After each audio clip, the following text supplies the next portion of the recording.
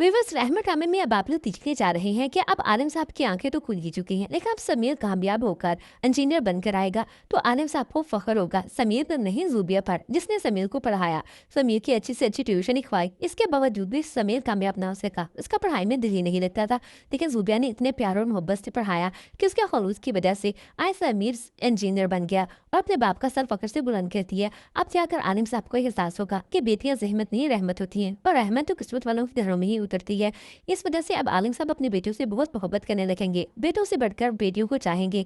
और प्रीशिया, जूबिया, अनीजे जिन्होंने हमेशा बाप की मोहब्बत पाने की ख्वाहिश की, बाप की मोहब्बत को तरसते नहीं, अपने बाप की मोहब्बत पाकर बहुत खुश होंगे।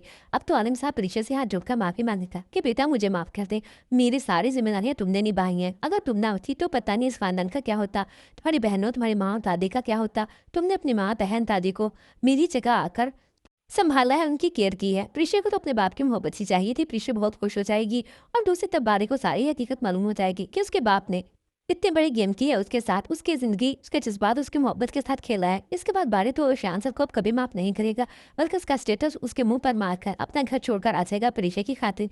शान सर इस बात को समझ जाएंगे कि उसने प्रीशा को बारे की जिंदगी से तो निकाल दिया, लेकिन उसके दिन से ना निकाल सका, उसके दिन से निकालने में कामयाब हो ही ना सका। और अब अनाया को तो हार माननी ही पड़ेगी। नाया, उसका बाप, शान सर सब अपनी साजिशों में नाकाम हो जाएंगी और आखिरकार प्रीशा और बारे की शादी करवानी ही पड़ेगी। तो विवश रहमत ड्रामा आप लोगों को कैसा लगता है? अपनी राय कमेंट सेक्शन में हमें लाजमी दिया करें। वीडियो अच्छी लगी हो तो वीडियो को लाइक करें और दोस्तों के साथ ज़रूर शेयर करें।